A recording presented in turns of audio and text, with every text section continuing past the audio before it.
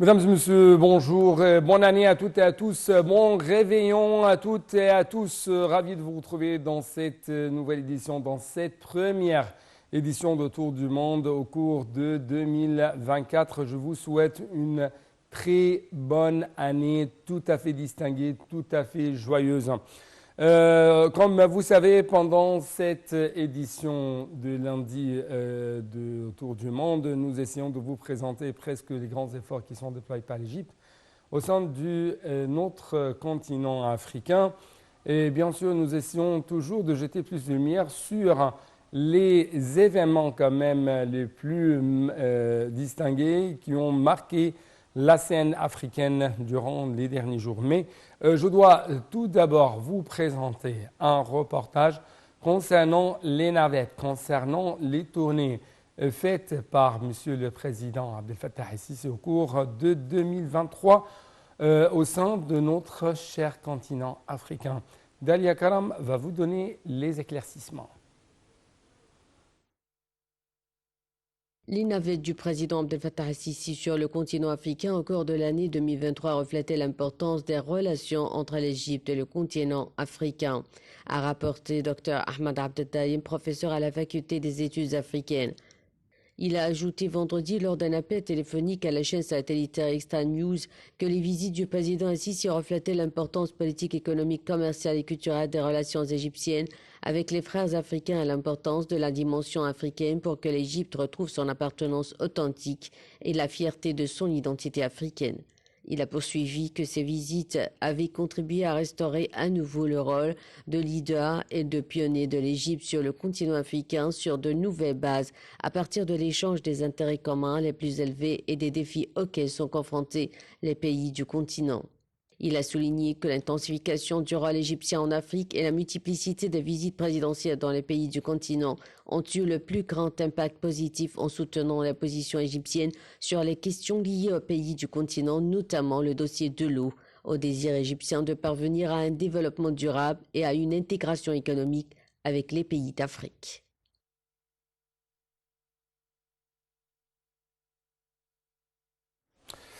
Donc, comme vous avez vu, Monsieur le Président égyptien Abdel Fattah el-Sisi était très tenu à faire des tournées très importantes au sein de notre continent africain pour relancer un peu plus et vers l'avant les relations économiques, politiques, culturelles entre l'Égypte et les autres pays africains.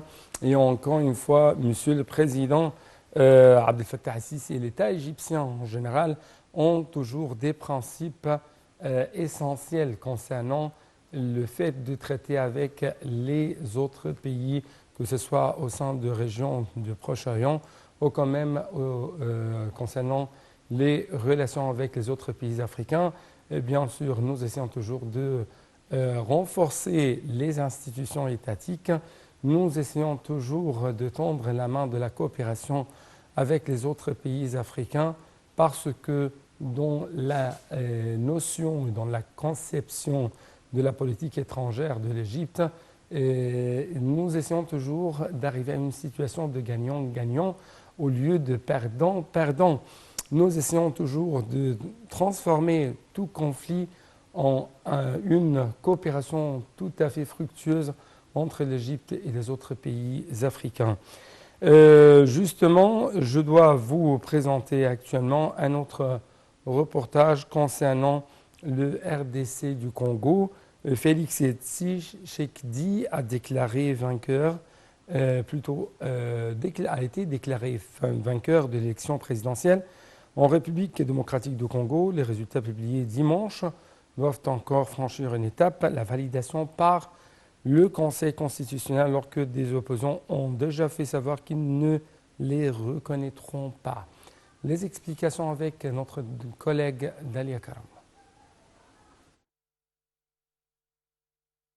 Félix Tshisekedi Rampil, le président sortant, a été déclaré vainqueur de l'élection présidentielle du 20 décembre en République démocratique du Congo.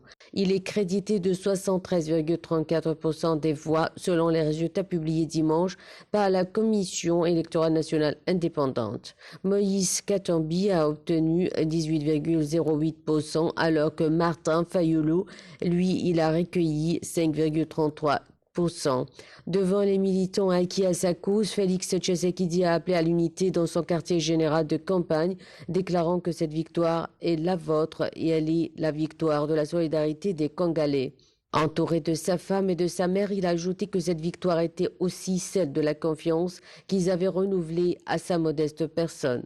Le président réélu a donné dans son premier discours un aperçu de son programme pour les 5 prochaines années. Sécurité, emploi, éducation et diversification de l'économie, entre autres, figurent parmi les axes prioritaires annoncés par ce sexagénaire. Dans un pays en proie aux groupes armés qui écument de ses pans entiers, Félix Tshisekedi promet une montée en puissance des forces armées congolaises avant de tirer sa révérence au candidat malheureux de la présidentielle. Les résultats publiés ce dimanche doivent encore franchir une étape, la validation par le Conseil constitutionnel, alors que des opposants ont déjà fait savoir qu'ils ne les reconnaîtront pas.